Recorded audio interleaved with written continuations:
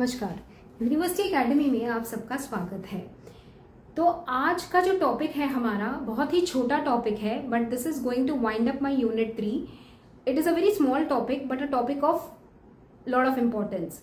तो आज का जो टॉपिक है हमारा, इसको हम कहते हैं horizontal and vertical micro programming. ये टॉपिक किससे मिलता जुलता है? ये मिलता जुलता है माइक्रो प्रोग्राम्ड कंट्रोल यूनिट से। तो इसको हम उसी के साथ पढ़ते हैं। इसको पढ़ने से पहले आप पहले मेरे पुराने वीडियो लेक्चर जरूर देखिए, जिसमें मैंने माइक्रो प्रोग्राम कंट्रोल यूनिट क्या होता है समझाया था, उसका डिजाइन समझाया था, उसकी परफॉर्मेंस मतलब माइक्रो प्रोग्रामिंग सीक्वेंसिंग भी समझाई थी। उसके बाद आप ये वीडियो लेक्चर जरूर सुनिए। तो शुरू करते हैं आज का वीडियो लेक्चर, जिसको हम कहते हैं horizontal and vertical micro programming. आपको इस टॉपिक से जुड़े हुए नोट्स चाहिए तो नीचे दिए गए डिस्क्रिप्शन लिंक को जरूर क्लिक कीजिए। तो आइए शुरू करते हैं आज का टॉपिक। जैसा कि आप सब जानते हैं कि माइक्रो प्रोग्राम्ड कंट्रोल यूनिट तब ऑपरेशनल होता है जब उसके पास कंट्रोल वर्ड आता है। 14 बिट का जो कंट्रोल वर्ड होता है वो पूरे के पूरे कंट्रोल यूनिट के ऑपरेशन को गवर्न करता है। ये कंट्रोल वर्ड एक माइक्रो प्रोग्राम जनरेट करता है और ये कंट्रोल वर्ड कंट्रोल मेमोरी के अंदर सेव्ड रहता है। हर इंस्ट्रक्शन का एक माइक्रो इंस्ट्रक्शन का एक कंट्रोल वर्ड जरूर होगा जो बताता है मेरे एएलयू को कि इसके अंदर कौन सा माइक्रो इंस्ट्रक्शन है, एडिशन है, सब्ट्रैक्शन है, मल्टीप्लिकेशन है, लॉजिकल है, शिफ्ट है, what. That micro instruction is in the form of a control word. तो ये जो कंट्रोल वर्ड की रिप्रेजेंटेशन है, इसके ऊपर ही ये टॉपिक बनाया गया है। तो कितने आसानी से हम उसको रिप्रेजेंट करते हैं, क्योंकि देखिए कंट्रोल वर्ड जो है, जो 14 बिट का कंट्रोल वर्ड जनरेट हो रहा है किसी माइक्रो प्रोग्राम्स के जरिए, वो कंट्रोल वर्ड कंट्रोल मेमोरी में सेव हो रहा है और वो बाइनरी फॉर्मेट में होता है जनरली। तो हम यहाँ पर रिप्रेजेंटेशन की बात करते हैं। तो अगर हम दो तरह के रिप्रेजेंटेशन है कंट्रोल वर्ड के, या तो आप हॉरिजॉन्टल फॉर्मेट यूज करो या फिर आप वर्टिकल फॉर्मेट यूज करो। तो अगर हम हॉरिजॉन्टल फॉर्मेट यूज करते हैं तो हम डिकोडेड बाइनरी फॉर्मेट यूज करते हैं।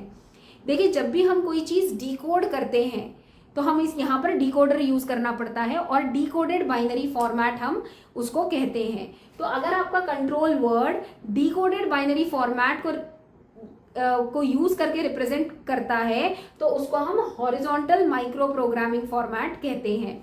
अगर मान लीजिए आपका कंट्रोल वर्ड एनकोडर्स यूज कर रहा है, मतलब एनकोडेड बाइनरी फॉर्मेट यूज कर रहा है, तो हम उसको vertical micro programming control unit format कहते हैं। तो अब आपके दिमाग में क्वेश्चन आ सकता है कि हमें कौन सा फॉर्मेट यूज करना चाहिए।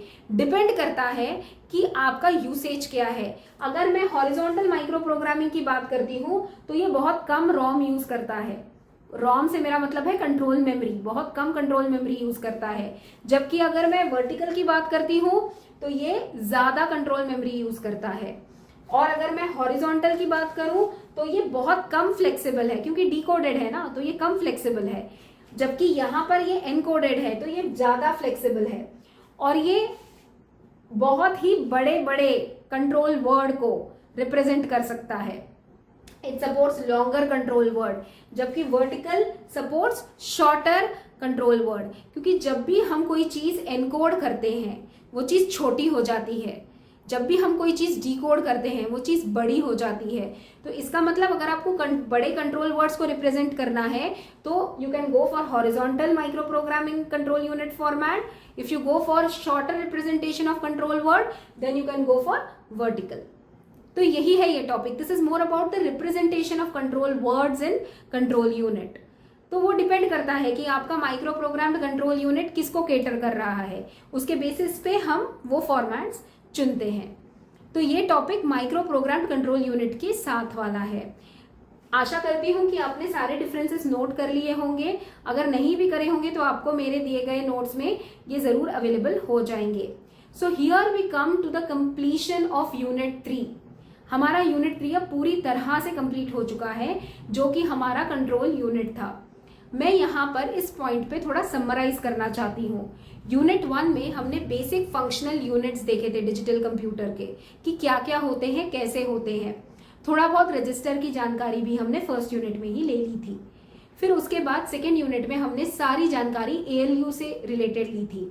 वहाँ पर मैंने आपको साइंड और अनसाइंड एल्गोरिथम्स भी समझाए थे, मैंने आपको फिक्स्ड पॉइंट और फ्लोटिंग पॉइंट ऑपरेशंस भी सिखाए थे।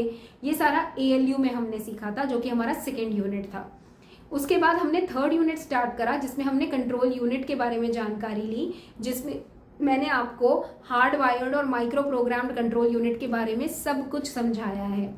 डिजाइन, परफॉर्मेंस, इंस्ट्रक्शन साइकिल, सब cycles, micro programmed control unit design, micro programmed sequencing, horizontal and vertical micro programming formats, तो ये सब कुछ कवर हो चुका है। तो इसका मतलब फर्स्ट 3 यूनिट्स में हमारा एक बहुत इंपॉर्टेंट मॉड्यूल मशीन का कंप्लीट हो चुका है, विच इज प्रोसेसर। लेकिन जैसा कि मैंने आपको फर्स्ट यूनिट में बोला था, मेरा मशीन सिर्फ प्रोसेसर से नहीं बनाया हुआ है, यहाँ पर इनपुट आउटपुट भी आता है, यहाँ पर मेमोरी भी आता है। तो अगले 2 यूनिट्स ये 2 मॉड्यूल्स को कवर करेंगे।